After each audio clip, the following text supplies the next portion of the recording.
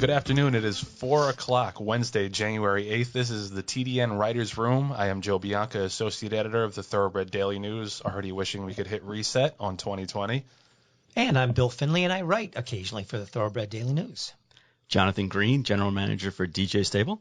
Alan Carasso, Managing Editor of the TDN. So right at the top of this week's episode, we have some exciting news. We have added a second sponsor to this lovely program right here. In addition to the generous sponsorship from the Green Group, we have signed on with West Point Thoroughbreds to sponsor our news/week in review segment every week. So we want to thank everybody over at West Point for coming aboard for the ride. And I guess we should just get right into it then. Today's news/week in review is sponsored by West Point Thoroughbreds. Owning a racehorse with West Point Thoroughbreds can be one of the most exciting experiences of your life. Partnerships offer the thrills and gratification of the sport of kings at a fraction of the investment required to purchase and maintain an entire horse on your own.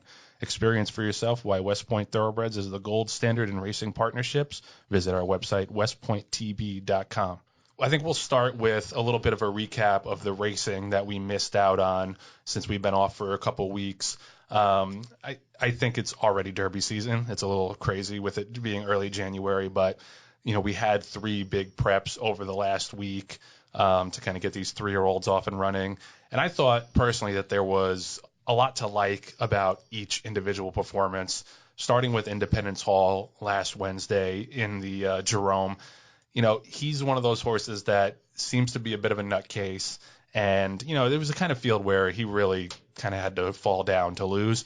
But at the same time, you've seen better horses than him lose their race in the paddock with antics and all that. And I thought, he broke slow. I thought there was a great quote by Jose Ortiz. He said he didn't want to be a hero and try to get too cute and try to get behind horses and all that. And I appreciate that. I think there are some riders out there who try to get a little too cute when they're on big favorites. I thought there was a lot to like about his performance. He looped the field.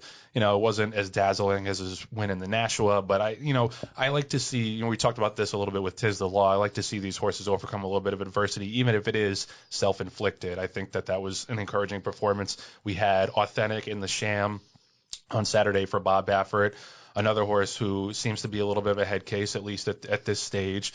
But to win by 8 lengths or whatever it was, considering his antics in the stretch and considering that he ran sideways for a lot of the stretch, I think that's pretty impressive and speaks to his potential. And then the third one was the biggest battle of the 3, which was Chance It, and as seen on TV in the Mucho Macho Man Saturday at Gulfstream. And I thought Chance It got a little bit lucky. He was in behind a dying speed horse, and the horse came off the rail a little bit and let him sneak through at the inside. And then he, and as seen on TV, hooked up in a good stretch battle. I believe that they got that got the highest buyer of the 3. I think that was a 94 buyer. And I think it's good to see a little bit of tenacity, etc. in this early stage. And I think there was a lot to like about all 3 performances. What do you guys think? I would definitely concur. I liked all 3 horses, but I didn't love all 3 horses. And I think that was probably the general feeling out of the weekend. And, Joe, you touched on that a little bit. I mean, I'm not ready to raid my college fund for my kids to go out and bet on Chance at Independence Hall or Authentic in the Kentucky Derby.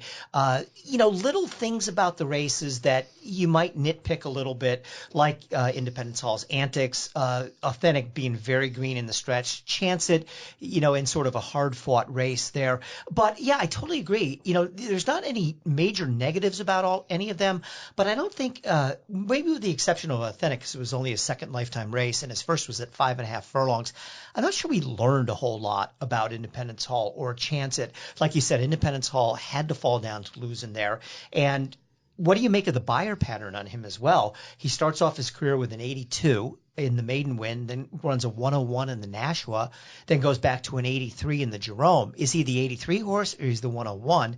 Now, to play devil's advocate and look at both sides of the picture, he would have had to win by 20 lengths to get another 101, and maybe it just wasn't in the cards for him. There's no reason for Jose Ortiz to, drive him to some big finish when it comes to margin of lengths, et cetera. So, yeah, let's give all 3 of them a B+. Mm-hmm. Yeah, and again, we can talk about these preps until we're blue in the face. The reality of it is that the Jerome, the Sham, the Mucho Macho Man, even the Springboard Mile, if you want to throw that in there as an early prep, you can look back 2-3 years, and those horses that win those races don't even show up in the Derby. So it's great that Independence Hall ran a monster race, and he did. He ran a really impressive race. Who was he running against, though? Okay, that's number one. So they're bringing him to Tampa Bay, allegedly, and he'll run against some better horses down there. Authentic wired the field, was very green, won impressively. And, some people can even say that he's the Alan Carrasso of racehorses, just uncouth, pretty good looking, but in the grand scheme of things may not have what it takes to be there at the end. But, we'll go that route. We'll start jostling already in 2020. Okay, Alan? Wow, I was expecting that. But that being the case, you have to look at the sham winner, Authentic, from a clocker standpoint. He went 23-4 for the first quarter, 24-1, matched at 24-1, and finished up in 25. That actually is pretty impressive considering he won in a hand ride and went laterally more so than north to south in that race. Shoplifted, beat a decent and full field down in the Springboard Mile, and chance it in the Mucho Macho Man, ran a hard race. But again, I don't think we're going to be talking about any of these horses, as the favorite for the Kentucky Derby this time in May. I guess I'll go in reverse.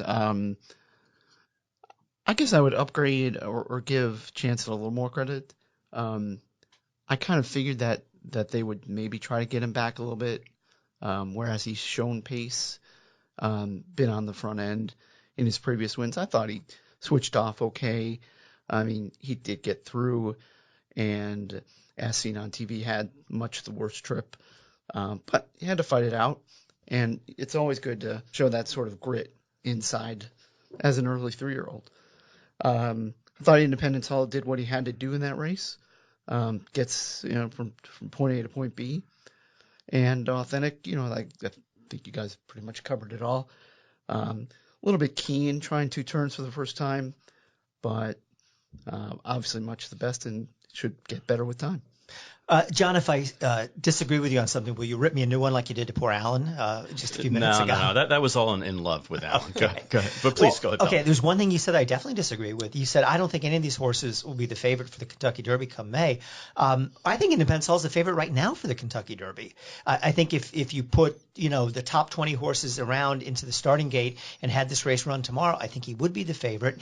And it doesn't look like anything's going to happen in the immediate next couple weeks, months that's going to knock him off. They're talking about going in the Sam F. Davis next. So there's going to be another ho-hum, 1-5, win and pay 220 type of race. So we're not going to find out more about him. I assume after the Sam F. Davis, if that is where they go, he'll run in a prestigious Grade 1 race. He might have to because of the point system, because they're not picking up many points in these kind of nickel and dime races they've been running in. But I think you're discounting him or shortening him a little bit. I know you're not in love with the fact that he ran in the Jerome, but that's where he chose to run. He got the job done, and bigger and better things are in the offing for him. No question. And from a managing standpoint, they're hitting all the right races. I mean, they're hitting an easy Jerome. They're going to hit, as you alluded to, a relatively easy field, it looks like, down in Tampa Bay. I just don't think right now that if we're looking at history on our side, I don't think right now that you can look at the Jerome winner as the potential favorite for the Derby, albeit he may right now be the horse to beat. There's so many more prep races, forthcoming that will change the landscape of it. But if you're asking me, John, would you rather have Independence Hall or the rest of the field? I'm going to take the field on this one. There are horses like Green Light Go and Basin and Maxfield and Storm the Court Structure. There's at least a dozen horses I can think of right now that haven't even gotten into one of these prep races yet, that I think have potential better than Independence Hall. That being said, Independence Hall has been managed perfectly right now, and able to dodge some of the big heads and go to some of the racetracks where he will be the 800-pound gorilla. I'm just not confident he's going to be the 800-pound gorilla the first weekend of May. Yeah, and I think that Bill brought it up before about his regression on the figure standpoint. I think part of that can be attributed to his, mental shortcomings, I would say, in that race.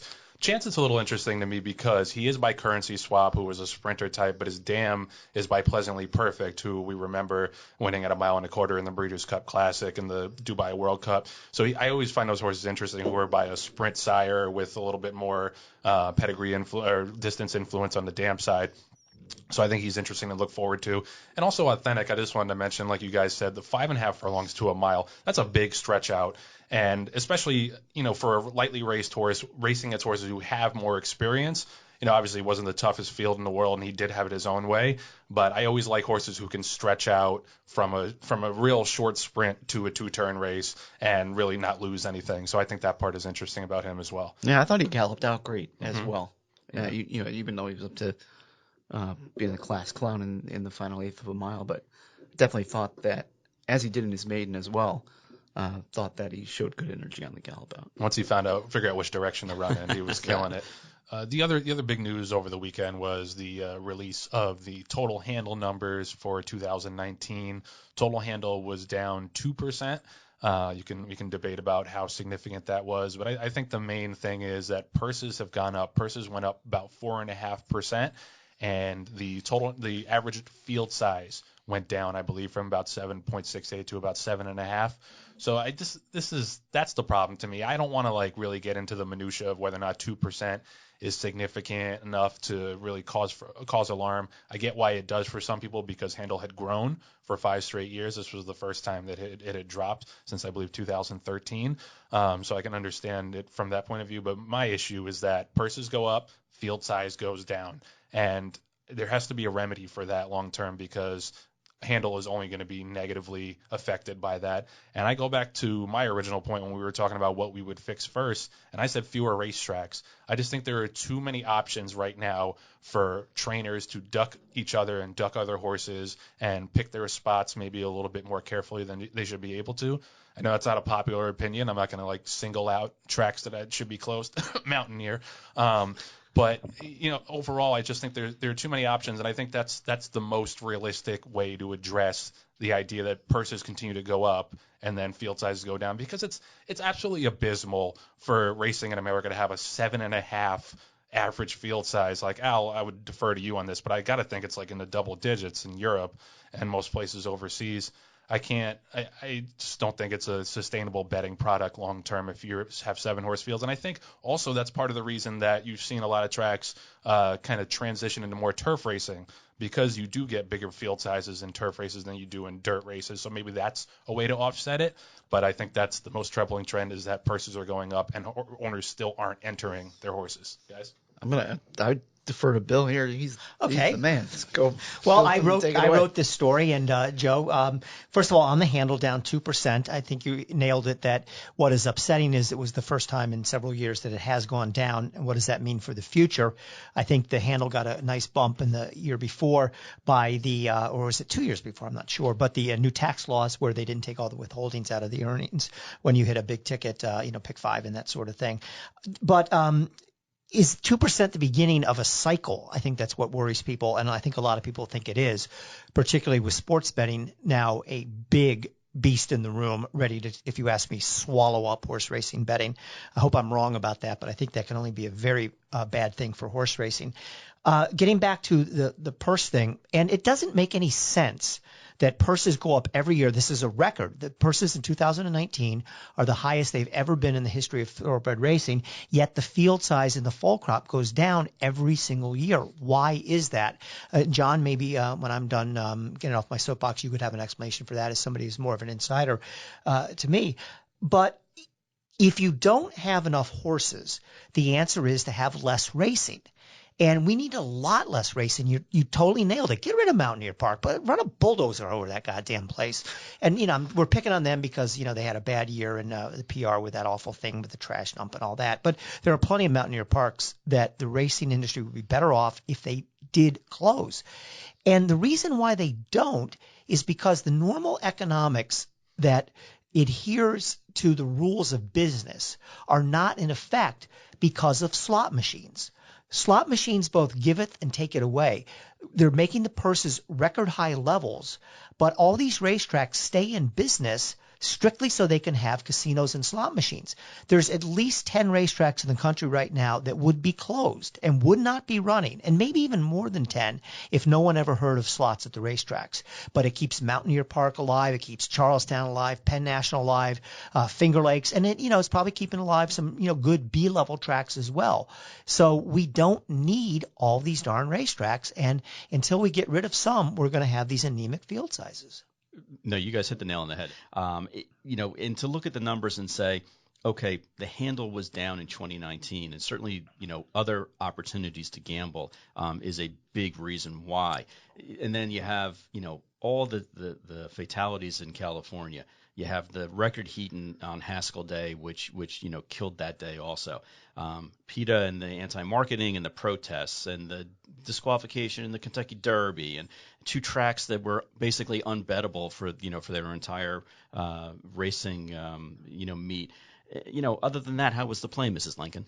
So you wonder, with all of those variables that are just continuing to beat up the industry, it's not even so much that, the everyday person that goes to the racetrack isn't going to bet, because they're going to come. They're going to come anyway because they know how to read the racing form. They feel like they have a competitive advantage, over the general public. It's the casual people that aren't going to come to the racetrack for any of those or all of those reasons, and that's affecting handle. But Bill, you said it best. It's the 800-pound gorilla in the room that is going to swallow up racing, and that's all these other sports betting opportunities. Well, we're looking at the figures from a 2-year window, a 3-year window, a 4-year window.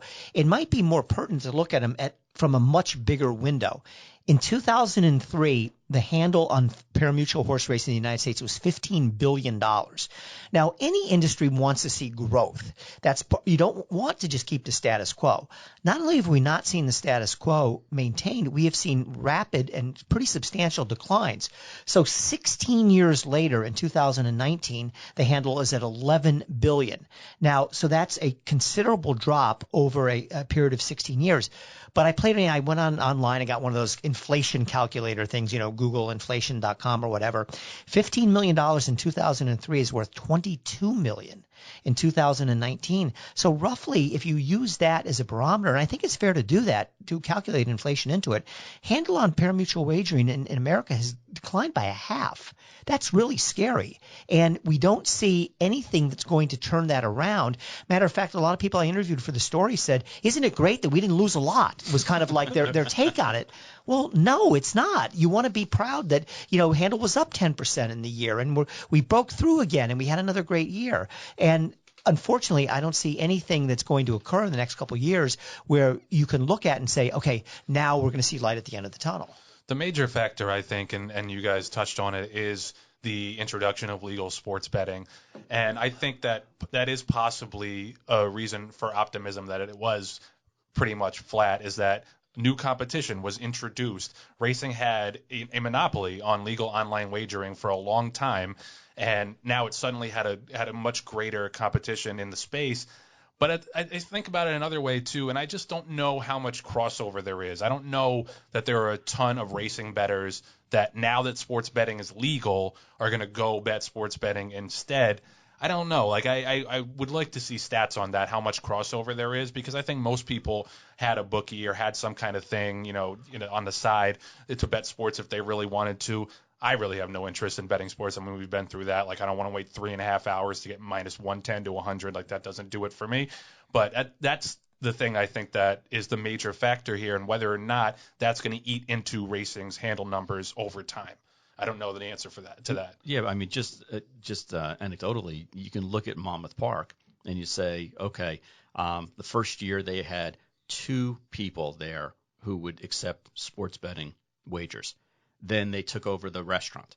Now, if you go there, it's an entire, almost 1/3 of the grandstand has not only people there that you can bet, but also now they have the parimutuel automatic machines. So it's growing. The sports betting is growing and taking over. Now, I didn't do a straw poll, and say, would you have bet on the exacta race, on the Daily Double at Aqueduct, or on the weekend football games? But I would bet dollars to donuts that most of the people who were there are going to bet on anything. And it's just more convenient for them to bet on sports right now, and that's going to continue to eat away at the horse owners. Plus, it's a hell of a lot easier to bet on, I'm going to pick the Vikings to beat New Orleans Saints with the point spread than it is to handicap even a 7.5 horse field. It's just easier. It's just, for most people, they can figure out. They can say, oh, I like the color of that uniform. I'm going to bet it. Yeah, I mean, and even if you're a casual sports watcher, I think that you feel like you have a certain base level of knowledge that you can go on. It's not really like that in racing, where you really have to learn how to read the form and learn how to look at horses and learn how to watch replays. Like, it's very labor intensive to learn how to, first of all, to learn how to bet the races and then to get good at it if you're able to. It takes years, if not decades. Whereas with sports is so endemic to our culture. It's so ingrained in everything we do and everything we watch and the way what we talk about, the water cooler and all that. So I think that the layman at the track or at the casino or everything feels much more comfortable laying a bet on a sports game than on a horse race, just because there's less you need to know. At least I think most people feel that way. So I had this fun anecdote. So my 10-year-old son and I played this little online just pick 'em football contest this year, and like we were awful. Like last Sunday after the 4 wildcard games, I tweeted that I was very grateful that I don't bet sports, and that's why I don't bet sports. Yeah. But so for everything that you just said about the ins and outs and the mechanics of learning how to handicap a horse race and the different kind of bets there are, and it's much easier to bet on sports, to bet on a money line or to bet on a plus minus or an over under. So I mean, there is a certain amount of knowledge that you need to have, a base knowledge, if you're serious about it and you want to succeed. I mean, interestingly enough, I looked at the Monmouth year-end press release, and all sources handle was up by nearly 17%. Attendance was up by a good chunk. On-track wagering and things like that. So, it's logical. Sports betting does seem like it's going to cannibalize from horse racing, but I mean, based on these numbers, maybe it's hard to draw a conclusion. I think New Jersey's interesting in that way because of Atlantic City and because there is like that gambling culture that's kind of been part of New Jersey, and Atlantic City's been such a big deal and such a destination for a lot of New Jerseyans for a long time that I think you kind of already have an appetite for it amongst the local population. But I think that's an interesting test case, whether or not more people will come to the track, and then more people will also bet on racing, as opposed to people just coming there because they see there's a legal sports book now. So yeah, there's a lot of different factors that go into it, and I think it's going to take longer than just one year sample to figure out the effect it's going to have. But I think, to go back to what Bill was saying, I think part of the reason people might be celebrating handle going slightly down is because there is so much more competition now. But maybe it'll be a boost. We need more time to figure this stuff out.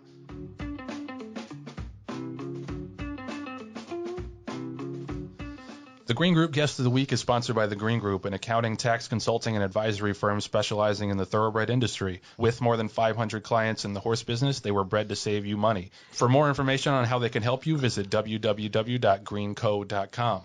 So for this week's first Green Group Guest of the Week of 2020, we welcome Mark Taylor of TaylorMade. Thanks for joining us, Mark. Hey, thanks for having me on. Sure.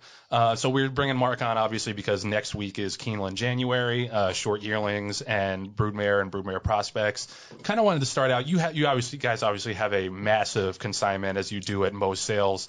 I was looking through it, and I took a few notes. Some graded stakes winners, some stakes winners: America's Tale, Twirl Girl, Yuki Poo Princess, Girls Know Best, Classy Act. So you guys have good amount of stakes winning mares here, a good amount of short yearlings. I know it's hard to narrow it down because you have such a large consignment. What are you looking forward to most going through the ring next week? Well, it's going to be kind of fond memories. Last year was a very fun January sale because we had Abel Tasman to top the sale at $5 million, and she was kind of one of those iconic mares that is part of the TaylorMade brand. It's so fun. This year we don't have a marquee member of our consignment like that, but I think we've got a lot of really solid depth. And, I've thought a lot about, TaylorMade and the way we work in the market. And it's kind of like we have all the best brands, so many of the top breeders in the country sell with TaylorMade, and so many people that are successful pinhookers and players in the industry. So, what we really take pride in is just bringing the best to the market for our customers and showcasing them, the best way possible. So January is a great opportunity to get that started off again in 2020. It's, like my favorite football coach, Dabo Swinney, said, there's a ton of books about how to become successful, but there's not a lot of them about how to stay successful. So every year, I think that's our challenge: is how are we going to get better, and how are we going to continue to represent our customers the best way possible. Didn't take you long to work a Clemson reference in, Mark. We There'll appreciate be that. plenty. Brace yourself. All right, we got you. Yeah, Mark, it's John Green. Good to talk to you. Hey, John. Yeah, the 13th is going to be an interesting day for you because obviously you have the first day of the January sale, and then I think you have that small college playing LSU in the Sugar Bowl. What's more exciting for you right now? Okay, so I always have this kind of conflict internally.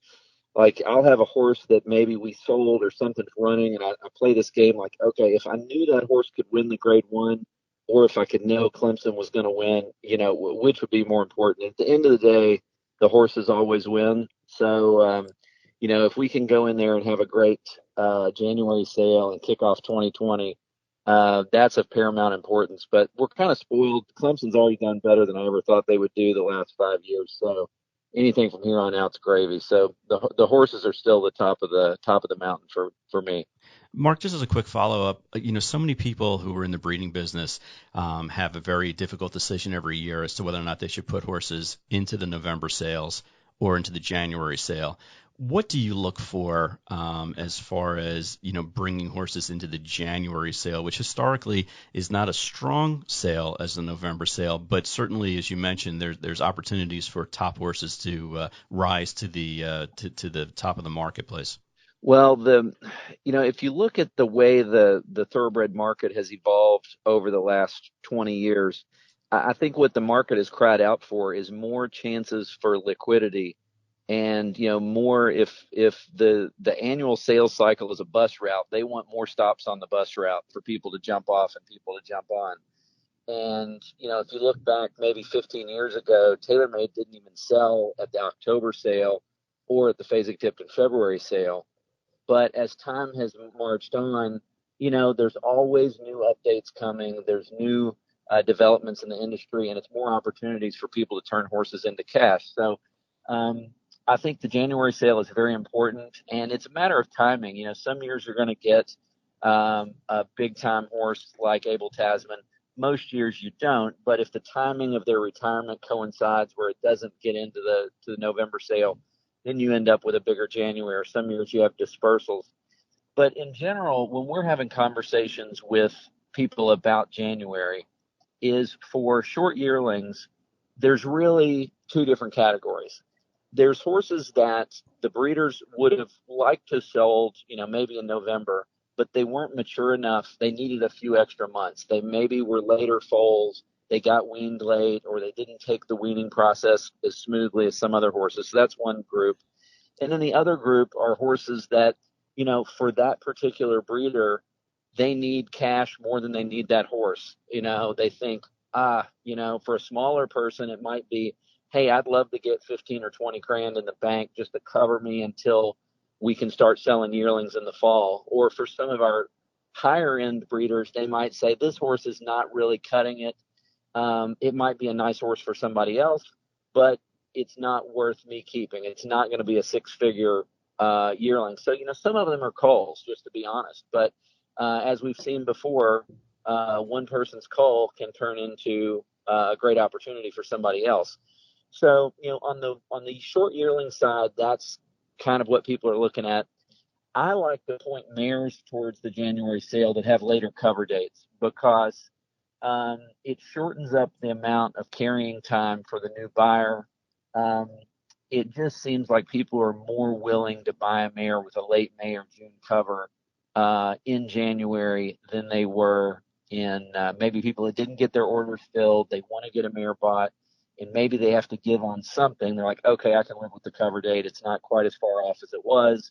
Hopefully I get it back in full this year. So those are some of the issues. And then, there's a lot of racehorses that maybe aren't the marquee Abel Tasmans, but they're just nice racehorses that the people wanted to run them as long as they possibly could before retiring them so they can become broodmares. So there's kind of a mixed bag of that in there. Hey, Mark, it's Alan Carasso. How are you? Hey, Alan. Just supply versus demand seems to always be a sort of a hot button topic where it comes to horse sales, and being, as you just described, that it's something of a clearinghouse sale to sort of lighten the load and sell off maybe some undesirable stock.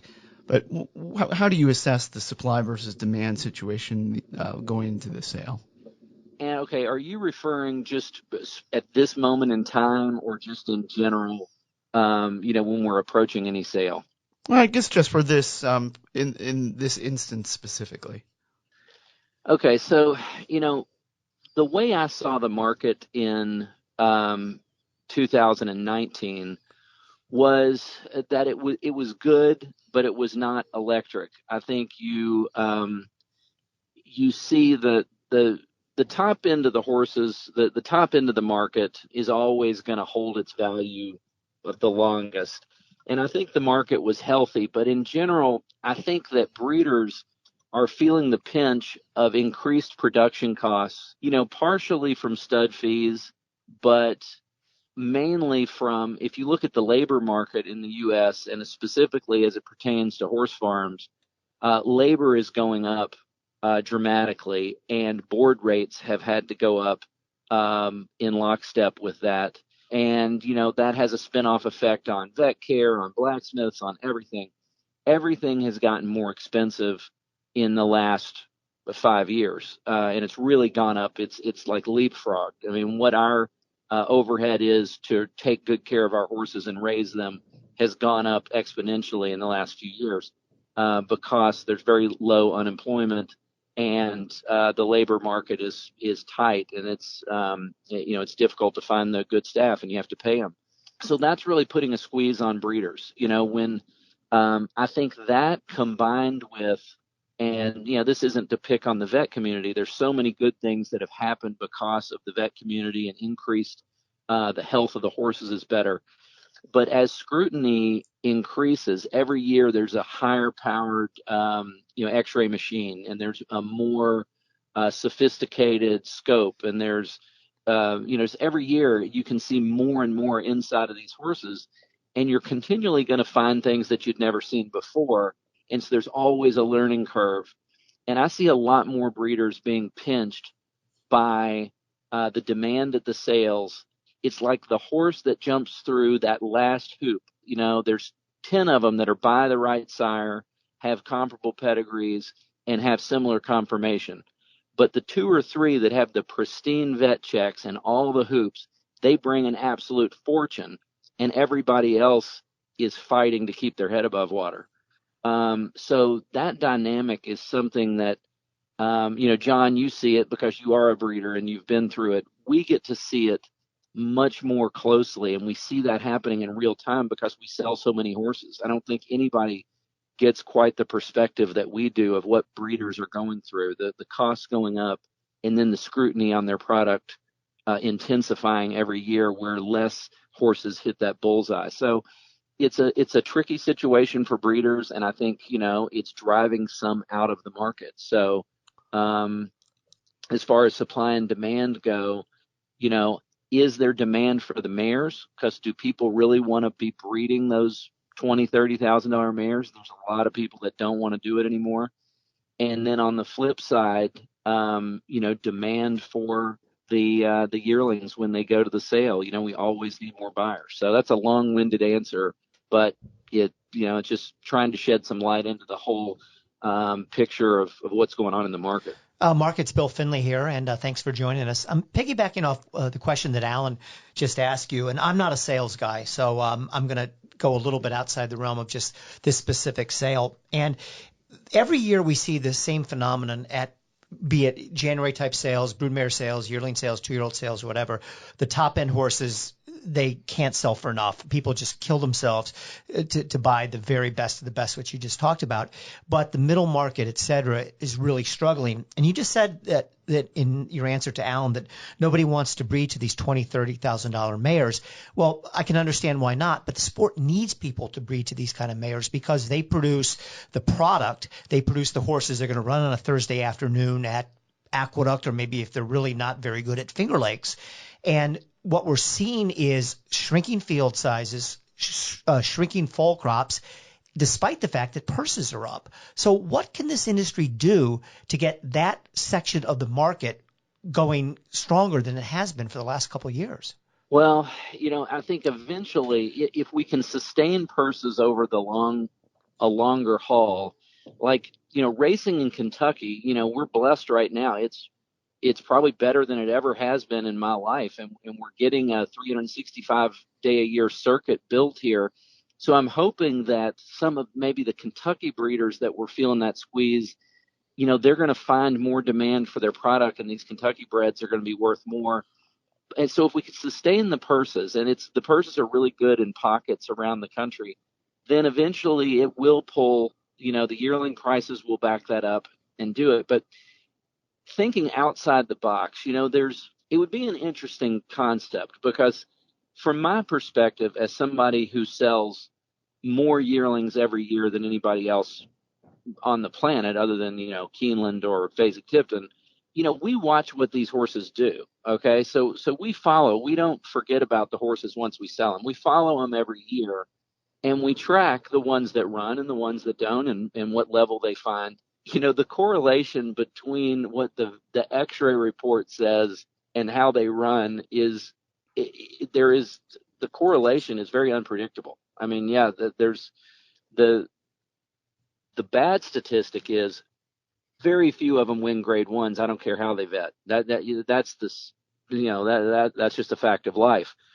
But if there was a new approach, and I don't know if buyers would ever endorse this, but if you had a sale, like let's say it was, if you took Keeneland September books 4, 5, and 6, and you just said there's no repository, it's absolutely buyer beware, and we're going to take horses in there that are raised, that these horses, it costs a fortune, because now you have to x-ray them in February of their yearling year.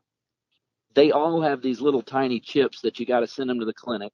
They hang them upside down, put a tube down their throat, anesthetize them, do all this stuff. Then they got to stand in a stall for 45 days before they can get back outside. We're doing all these really unnatural things to the horse to fix problems that, in my opinion, many of them were never going to bother the horse to begin with.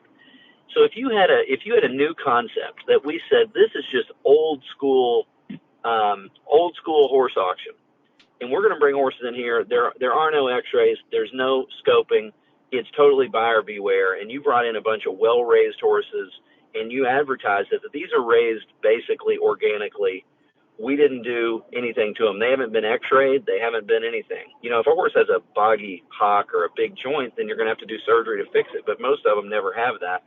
And you took it in there. I just wonder if the trainers would respond and go in there and just buy, they're probably not going to buy $1 million horses like that, but would they buy $50,000, $60,000, $70,000 horses like that? Say, hey, this horse looks sound. We're going to drug test everything and guarantee they're not on any anti-inflammatories, they're not on any steroids, they're not on anything. It's completely transparency. We're going to get it. A market like that would be so much more healthy, because you would save the breeder probably an extra,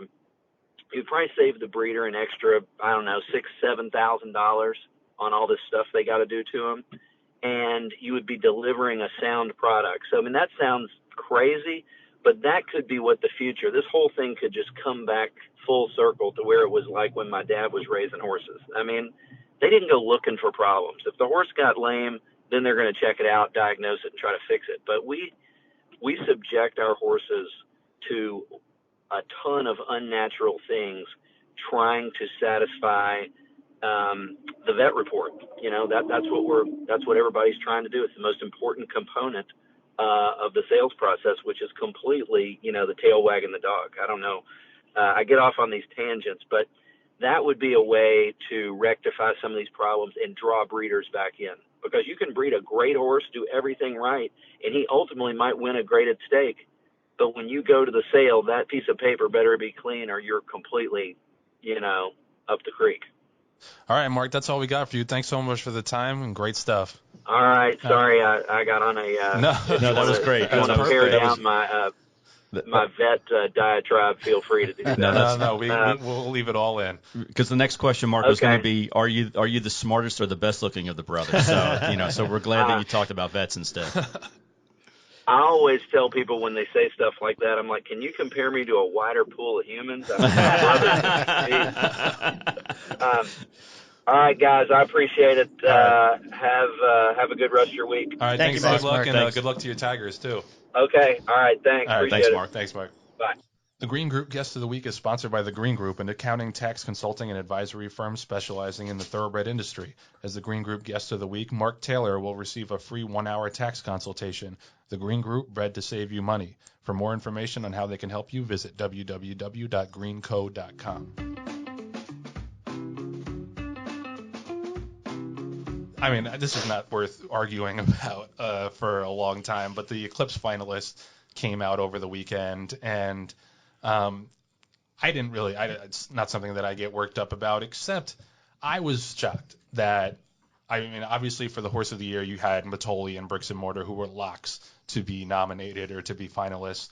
I was shocked personally to see Maximum Security instead of Midnight Bisou as the third finalist, and I would love an explanation for that. You know, let's take a look at their resumes this year. They both ran 8 times. Maximum Security won 6 times.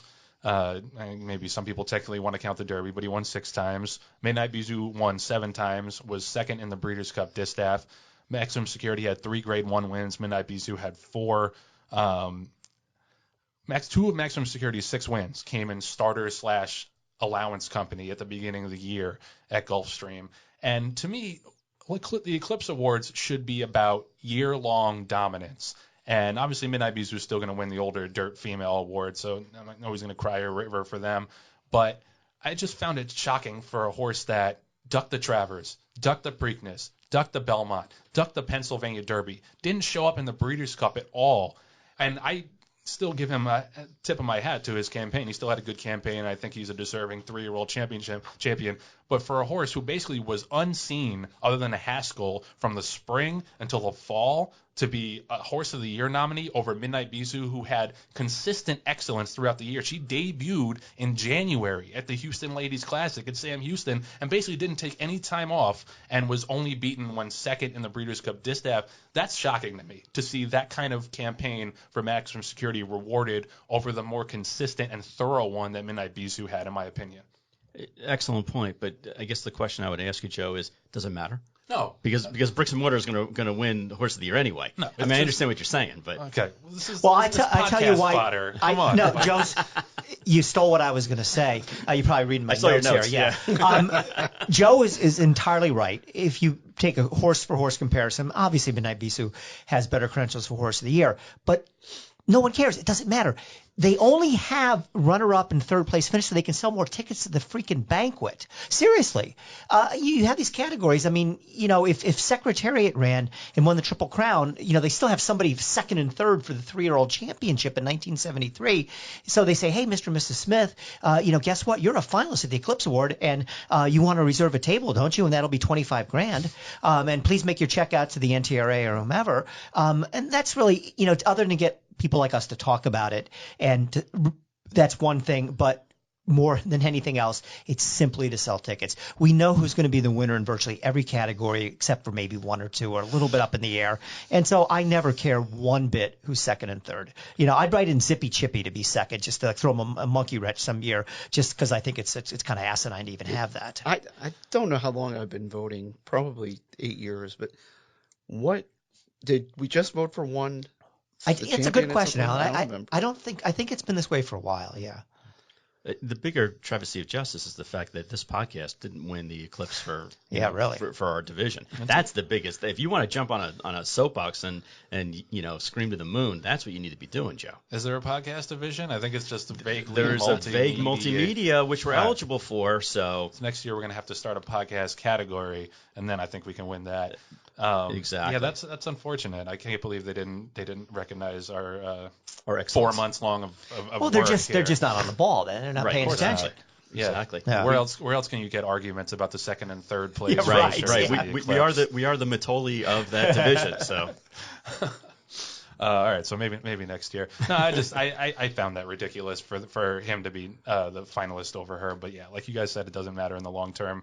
The one category that I think is wide open is, I mean, at least in my mind, is female turf horse. We had Peter Brand on talking about Sister Charlie, and then Uni and Got Stormy. I think both have good cases as well. If I had to lean, I would go Uni, but yeah, the rest of them seem kind of like foregone conclusions. I totally agree. It doesn't show up in any catalog page, Midnight Bijou, the horse of your finalist. All that matters is that she'll win champion female. I think in 3 weeks' time, or 4 weeks' time, post Eclipse, we may have something to talk about as it relates to champion dirt male. And I don't know if I want to spill the can of beans at this point. I may just want to wait and see how the dust settles, and then maybe 3 weeks from now, talk about maybe splitting up that dirt division. My hunch is that there's going to be somebody who's not very happy, but we'll talk about that later. Wow. Inside information from very Alan nice. Carasso. Yep. But as far as what you're talking about for the female, turf, it looks like it's going to be, a really tough field. And then when you start to dissect Sister Charlie and Uni individually against each other, I think you have to give the nod to Uni. You're talking about a horse that won against the boys, won a grade 1 against the boys, was not favored, and won two grade 1 stake races, which to me says the betting public was, looking at other horses in the race and said, that Uni is up against it, and still won both of those grade 1s. And, and like I said, crossed, not only beating fillies, but then went and beat the boys in the biggest race of the year. So to me, that one makes the most sense in a very close, race between those two horses. But to go back to what you were saying before, most of the other divisions are kind of fait accompli. You already know who's going to win. It is interesting, the 3-year-old championship, and there was one race that I meant to touch on before when we were recapping the racing from when we were off, was Omaha Beach in the Malibu. Obviously very impressive. Not so much for my boy Complexity. So I was proven wrong very quickly on my horse to watch for 2020, but you never know. I still think he can make some noise this year. But it's unfortunate now that we're not going to get to see Omaha Beach and Maximum Security head-to-head. We only got to see Maximum Security against Code of Honor, the other finalist, in the Derby, which seems like a million years ago now. So it's a little unfortunate. It has to do with the purse decrease in the Pegasus. Gary West was not very happy about that. Doesn't seem very happy about a lot of things. So he's going to send Maximum Security to the Saudi Cup, and then we'll see what happens there. Omaha Beach is going to stay stateside for the Pegasus. So it's unfortunate that we're not going to get to see them match up, especially at 1 1/8. I feel like that was kind of an equalizer distance for both of them, and that would have been fun to watch. One more thing to touch on before we get out of here. Arlington Park, Bill had a story on Monday, that Arlington's horsemen say it's basically 50-50 whether or not the track's going to be dark in 2020. And that's shocking to me. It's not shocking, when you take in what has happened between them and Churchill Downs in the past year. It's just shocking as a general concept to think that Arlington Park could just disappear off the face of the map like that. And one of my favorite days of the year is Arlington Million Day. We have our resident Illinoisan. Is that how you say it? Illinoisan? Yeah, Illinoisan Al here, who we'll get to in a second. But it's an unfortunate thing. And even though I said earlier that fewer tracks should be open, I'm not talking about Arlington Park, one of the most beautiful racetracks in the country. Whether or not the economics work out at this particular moment is a different discussion. But I'll let you guys opine on that. I'm just obviously having grown up 10 minutes from the track, spent countless hours there in the afternoon, in the morning. We did endure 1-2-year closure, 1998, 1999, and then you had the Arlington 2 million the following year, won by Chester House. So, but obviously, I mean, it's a horse racing institution. It's a beautiful place to visit if you haven't. It just really is shocking to think of a horse racing industry and business minus a marquee Chicago plan. So we'll keep fingers crossed. Well, we should keep our fingers crossed, but it doesn't look good. And, maybe they can scratch out a meet this year, but the long-range future of Arlington Park looks like it's not going to be around 3 or 4 years from now. Now, the question is, are they even going to race in 2020? And I interviewed Mike Campbell, who's head of the Horsemen's Group, the Illinois Thoroughbred Horsemen's Association. He said it was 50-50 that they would race. And the problem is that the horsemen and the track management have to agree on a contract, as you do at all racetracks. The horsemen are asking for $200,000 a day in purses, and Churchill Downs, the owner of Arlington, is countered with $130,000. The horsemen say they are not budging off the $200,000. And normally when people make statements like that, I think they're just, playing it tough to look good in the media and to try to shake the other side. I really got the feeling they're serious about this. And I don't see Churchill budging either from the 130 number. They're probably already losing money at Arlington as it is. And, there's no future for them at Arlington Park because of this whole issue with not bringing in a casino, because Arlington would compete with Churchill's other casino, which is right near the airport, some Rivers, something or other. So that's why they don't want a casino there. So if you look at it from the horseman's perspective, the purses are so bad at Arlington, they're better off going someplace else. You look at it from Churchill's perspective, they're already losing money on the place, or I assume they're losing money on the place. They have not committed to any racing there past 2021. Why do they need to move off their 130? What's in it for them? I'm sure Churchill will be delighted if Arlington Park closed. So this is the proverbial rock in a hard place. And, hopefully something can be worked out. It'll probably come down to the 11th hour, but it doesn't look good. I can tell you that much. Is there any consideration of running a condensed meet so that they can get those purse levels up to that number per day? Well, not according to the horsemen, but the thing that they have proposed is, and Alan will hate to hear this, but I'm sure he's already read it, get rid of the Arlington Million, the Beverly D, and the Secretariat. There's $2.1 million in purses that could go into overnight right there. And I bet you if Churchill said, okay, we'll get rid of those 3 stakes, would you take the $2.1 million? And if we put it into overnights, would you come back? I think they might say that as a compromise. You'd hate to see those races disappear. Nobody would hate to see them disappear more than Chad Brown, but they're not doing Illinois horsemen any good. They're taking money out of their pockets. And if you assess the future of Arlington Park, or will there be any racing there at all without the million versus racing ceasing to exist, period, I think you would certainly vote for let's go without the million, the Arlington and the other 2 Arlington stakes, just so we can have a meet. Mm-hmm. And you have to figure that even if they rid themselves of those 3 major races, the Arlington Million, the Beverly D, and et cetera, you have to think that another racing jurisdiction would jump in and say, we would love to be able to buy that name in essence. And even though it's not going to be at Arlington. Woodbine did that with the Arlington Million already. Yeah. Exactly. And it's an asset. I mean, it's an asset just like when people were talking about, we don't, years ago, it wasn't that long ago actually, about not having the Preakness at Pimlico. And it was, can we move it to another racetrack because it has that name? There's some cachet, there's some value to it. And I think that's what you're going to see is that, Arlington may get stripped of these major, graded stake races and then just have kind of a rough and tumble every day, 3 days a week or 4 days a week, a bunch of claiming races and allowance races. I guess the bigger question is the state going to come in and say, we'll prop up racing because it's going to be X amount of dollars of our revenue? But right now it looks like it's about $3.5 to $3.6 million of state taxes that they get. So I don't know if the state of Illinois is even going to come in with an 11th hour state of execution. Well, I don't think they will, and here's why. They've already done what they were asked to do. Right. The racing industry, including Churchill Downs, and Churchill Downs, obviously, they never talk to the media, so everything is getting secondhand. But we are told that Churchill Downs lobbied to get the laws changed in Illinois to have a casino. Then they say, okay, you can have a casino. And they say, never mind. And all they did was alienate every single politician, be it Democrat, Republican, be it the governor down to the state legislators, et cetera. So they're not going to look to do racing any favors now. Racing begged for the casinos for years and years and years. The state gave it to them. And now, the result of that is to get rid of the marquee racetrack in Illinois. That's what came of all this. I'm sure the politicians are going to say, just take a hike, folks.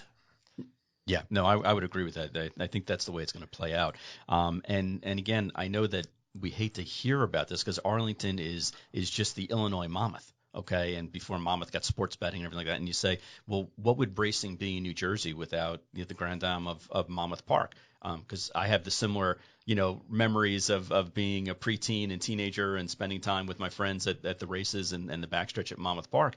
And unfortunately, the law of supply and demand is going to ultimately, cannibalize some of these racetracks. And we don't need to have, we've talked about it before, we don't need to have 8 racetracks in a 200-mile radius here in the Mid-Atlantic region. We just don't. And I think that's also adding to the concern that they have with Arlington, is just that, is there a need for it? Do people really want to have racing out there? I always thought, going back many years, that given the structure of the racing calendar and the meet that Churchill runs, typically from a week before the Derby into the first part of July, I oftentimes wondered why they didn't structure sort of what they did at Monmouth. Not exactly, but to structure some sort of 6-week boutique. I mean, Arlington's not Saratoga. Arlington is not Del Mar. You've got the Woodfield Hilton over there, not the Pacific Ocean or upstate New York. But, like 3 weeks before Saratoga opens and 3 weeks after it closes, and just condense all the purse money around those 6 weeks and see what you can do with it. But it's obviously something that they never considered, and at this point they're not going to consider it either. Kind of like a Colonial Downs or a Kentucky Downs. Something like that. Mm-hmm. Yeah, I mean, because that turf course is one of the best in the country, so I think it's going to be unfortunate if they can't figure out a way to use it in some way in 2020 and beyond, but it seems that that's the way it's headed. This week's news was sponsored by West Point Thoroughbreds. Joining a West Point Thoroughbreds partnership is one of the most affordable, smart, and fun ways for new owners to enjoy all the fun of being an insider in an entirely new world for a fraction of the cost. Check us out at westpointtb.com. So that's going to do it for the first episode of 2020 from the TDN Writers Room. I want to thank everybody for listening. I also want to thank Bill Finley, John Green, Alan Carasso, and our Green Group guest of the week, Mark Taylor. We will see you next week.